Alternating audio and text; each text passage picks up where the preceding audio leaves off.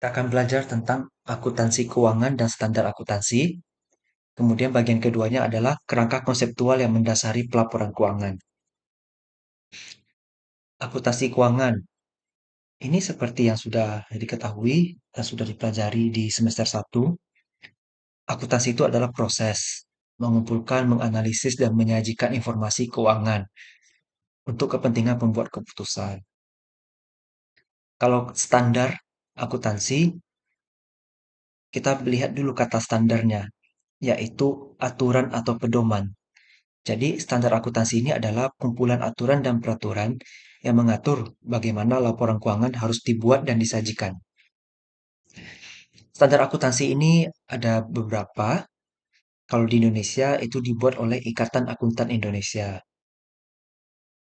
Ini penjelasannya bisa dibaca sendiri. Lingkungan pelaporan keuangan.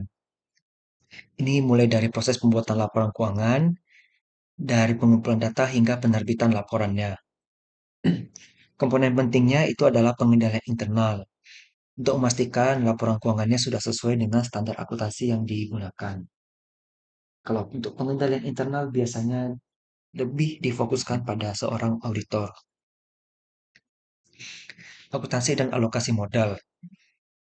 Ini proses mengatur bagaimana modal dialokasikan untuk tujuan yang berbeda, misalnya investasi, pembayaran kewajiban, dan pengeluaran lainnya. Contohnya begini, ketika perusahaan melakukan penjualan, dia akan dapat dana cash. Dananya ini boleh diatur untuk bayar utang, untuk memperbesar investasi, atau didiamin aja dulu. Itu kalau dengan adanya pencatatan akuntansi yang jelas, perusahaan sudah bisa atur strategi. Misalnya utangnya dibayar dulu sekian, sisanya nanti dibayar di periode berikutnya. Atau mau investasi, butuhnya 1 M. Kan tidak harus 1 M langsung keluar kan? Kita bisa diatur strategi pengeluaran dananya. Jadi dengan adanya akuntansi dan laporan keuangan ini sangat penting. Nah, ini juga melibatkan penerapan pengendalian internal, pengawasan dan proses lainnya. Supaya hasilnya juga bisa optimal ya. Kalau tujuan pelaporan keuangan saya rasa sudah tahu semua. Ini pada akhirnya akan memberikan informasi, sehingga informasinya bisa digunakan oleh pemangku kepentingan. Informasi yang disajikan itu pun berupa laporan keuangan. Ada 5 ya kalau sekarang. Neraca, laba rugi, perubahan modal, arus kas, dan catatan atas laporan keuangan. Kebutuhan untuk mengembangkan standar. Nah, akuntansi kan juga sifatnya dinamis ya, bisa berubah sesuai dengan perkembangan zaman. Jadi standar-standar akuntansi yang ada pun juga harus bisa mengikuti. Contohnya dulu ketika jauh sebelum ada yang namanya aplikasi, pencatatan akuntansi ya seperti gitu aja. Nah, sekarang setelah adanya aset digital, bagaimana pelakuan akuntansinya? Tentu standarnya berbeda ya. Nah, itu yang nanti akan kita pelajari juga. Pihak yang terlibat dalam penetapan standar. Nah, kalau ini ada FASB, ini singkatan dari Financial Accounting Standard Board. Kalau bahasa Indonesia, Komite Standar Akuntansi Keuangan. Atau IASB, International Accounting Standard Board. Satu dari Amerika, satu dari Inggris. Kalau di Indonesia itu pakai dari Ikatan Akuntan Indonesia, IAI. Ini adalah kodifikasi FASB.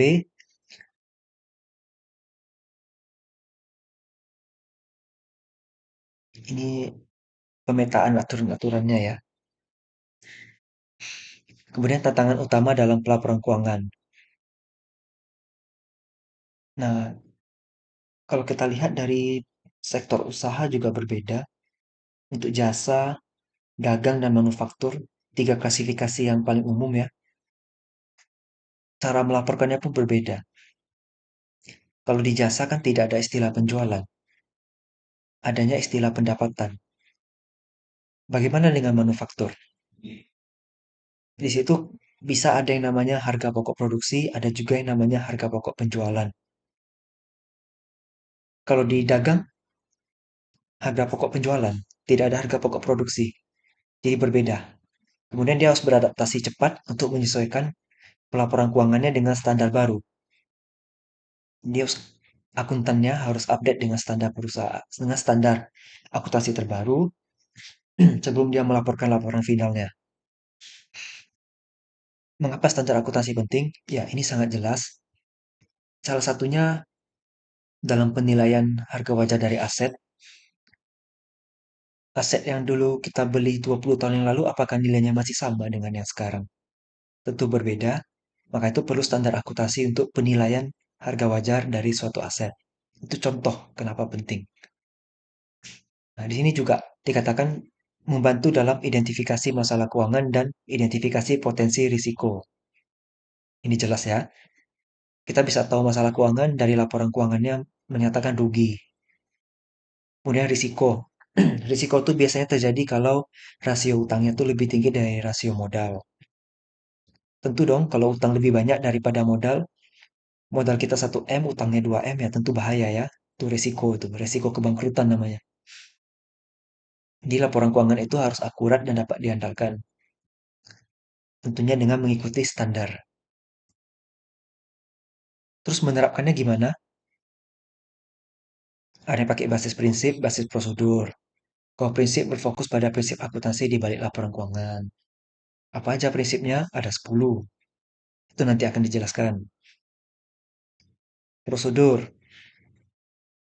mulai dari transaksi, jurnal umum, jurnal khusus, jurnal pembantu, sampai nanti selesai jadi laporan keuangan.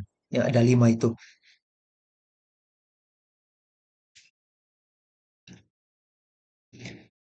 Bagaimana standar akuntansi berubah? Ini akan berubah sesuai dengan perkembangan zaman dan teknologi ya. Terus disesuaikan juga dengan perubahan pasar, meningkatkan akurasi dan relevansi dari laporan keuangan. Bagaimana standar akuntansi digunakan?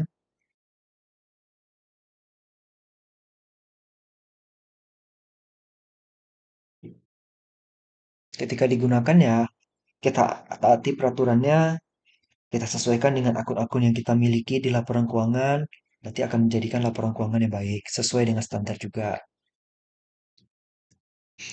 Kesimpulannya, standar akuntansi ini penting untuk memastikan laporannya itu akurat, relevan, dan dapat diandalkan. Dapat diandalkan ini disebut reliable. Ini juga untuk memastikan bahwa laporan keuangan memenuhi persyaratan hukum dan dapat dipercaya oleh investor dan pembuat keputusan lainnya. Siapa pembuat keputusan lainnya? Contohnya bank. Ketika kita mau ngajuin kredit, bank akan tanya laporan keuangan perusahaannya gimana. Tentu bank mau menghindari risiko. Kalau perusahaannya tadi modalnya 1 M, utangnya 2 M, nggak mungkin bank mau kasih pinjaman lagi. Gimana mau bayarnya, udah utang menumpuk sebanyak itu kan. Standar akuntansi ini ditetapkan oleh badan pengatur independen yang berbeda untuk berbagai jenis perusahaan. Nah, kalau di perusahaan yang listing di Bursa Efek, itu pakai PSAK standarnya. Tapi kalau yang tidak listing di Bursa Efek, biasanya pakai SAK etap. Itu adalah standar akuntansi keuangan, entitas tanpa akuntabilitas publik. Akuntabilitas itu artinya keterbukaan publik ya. Kemudian dia bisa berubah karena peraturan-peraturan baru yang dikeluarkan oleh badan pengatur. Misalnya dikeluarkan oleh IAI. Nah, ini masih laporan akuntansi. Kalau laporan pajak kan beda lagi. Kalau ada ditetapkan oleh ini Direktorat Jenderal Pajak, ya berarti ketentuan akuntansinya berubah gitu. Tapi itu nanti aja. Kemudian kerangka konseptual yang mendasari laporan keuangan. Ini ada konsep, prinsip, asumsi, konvensi, itu buat laporan keuangan yang akurat dan dapat diandalkan. Tantangan laporan keuangan. Kita harus dapat membuat yang akurat, reliable, kemudian perubahan teknologi dan pasar. Contohnya Bitcoin, gimana cara nilainya itu kalau kita punya aset Bitcoin. Kemudian kesulitan mengidentifikasi dan menilai aset, ini juga ya. Kita misalnya diberikan hibah sebuah sebidang tanah, kita nggak tahu nilainya. Atau misalnya kita punya aset bangunan dari tahun 1990. Tentu nilai di tahun 2023 ini udah berbeda. Gimana cara menilai asetnya dengan nilai wajar? Itu jadi tantangan yang sulit juga ya. Kemudian peningkatan kompleksitas laporan keuangan ya. Ini karena semakin banyak informasi yang disajikan akan semakin bagus ya. Tapi ya lebih sulit untuk dibuat dan untuk dipahami. Kalau yang laporan keuangan simple kan, untungnya berapa? Nah, itu kan jelas. Itulah belajar akuntansi ya. Kemudian 10 prinsip akuntansi. Nah, ini ada 10. Untuk lebih jelasnya, kita lihat di sini.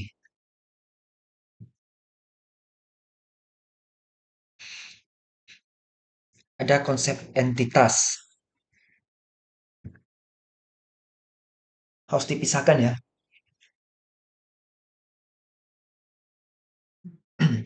Kita lakukan pembukuan, ya jangan digabung dengan aset pribadi, dengan aset perusahaan. Jadi berbeda itu. Kalaupun ada dua perusahaan dengan pemegang saham yang sama, juga harus dibedakan pencatatannya. Kemudian, perusahaan punya anak perusahaan. Antara induk dan anak harus beda juga dipisahin, karena dia entitas. Kemudian pengukuran uang. Semuanya harus bisa dinyatakan dalam bentuk uang. Mau dalam bentuk satuan rupiah, dolar, ataupun mata uang lainnya, penting dinyatakan dalam bentuk uang. Kelangsungan usaha. Ini kita menganggap bisnis itu akan terus berjalan sepanjang waktu seumur hidup. Tidak ada mau yang Tidak ada orang yang mau bisnisnya berhenti tengah jalan. Keempat, prinsip biaya. Aset dicatat pada biaya historisnya, yaitu jumlah dibayarkan untuk memperolehnya. Misal, kita beli rumah, harga rumahnya 700. Tapi kan ada biaya-biaya juga harus kita bayar, misalnya BPHTB, kemudian kita ada renovasi sedikit nih, kita nambah ini itu, tambah 20 juta untuk biaya renovasinya. Ya berarti harga rumahnya jadi 720 juta. Karena ini biaya yang dikeluarkan sampai kita bisa menggunakan benda tersebut atau aset tersebut ya. Yang kelima, prinsip pencocokan. Ini harus dicatat pada periode yang sama dengan pendapatan yang mereka bantu hasilkan. Misal, kita jual barang di bulan Januari 2023. Kita bayar gaji biasanya kan di awal bulan. Berarti gaji Januari itu dibayarkan di awal bulan Februari. Tetapi pembebanannya itu harus dibebankan pada bulan Januari. Makanya, ya ini dicocokkan pendapatannya di Januari, maka biayanya pun harus di Januari karena biaya gajinya itu kan untuk mendapatkan pendapatan yang di bulan yang bersangkutan. Itu contoh prinsip pencocokan. Kemudian pengungkapan penuh. Informasi harus disajikan di laporan keuangan, terutama yang sifatnya material. Material itu artinya adalah informasi yang nilainya atau yang sangat besar dampaknya terhadap pengguna. Contohnya, perusahaan ada utang 1 miliar. Modal sementara modalnya hanya 500 juta. Nilai utang sudah 2 kali lipat dari modal. Itu harus diungkapkan dari mana utang itu muncul. Kemudian ada prinsip konservatisme. Nah, yang menghasilkan lebih sedikit laba atau lebih sedikit nilai aset harus dipilih. Jadi begini, ketika kita dihadapkan pada dua pilihan, misalnya kita ketemu kwitansi. Kwitansinya tuh tertulis 1.200.000. Tetapi yang kita bayarkan uangnya 1.100.000. Kan tidak cocok antara uang yang dibayarkan dengan kwitansinya. Ini kan beban, berarti kan uang keluar. Kalau uang keluar, maka kita mencatatnya adalah yang 1.200.000. Karena kita mau cari aman. Itulah konservatif. Kalau beban yang kita catat semakin besar, berarti laba bersihnya juga akan semakin kecil. Jadi itu pilihan yang lebih aman. Kemudian prinsip materialitas, ya ini tadi sudah ya. Di prinsip pengungkapan penuh sudah sempat saya singgung tentang materialitas. Kemudian konsistensi. Ya,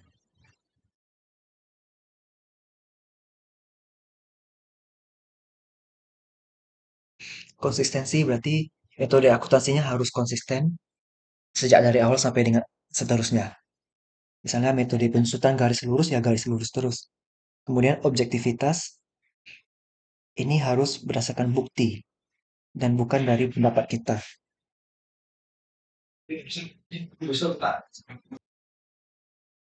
Jadi ini 10 prinsip dari akuntansi. Semoga dapat dipahami dengan baik dan jelas.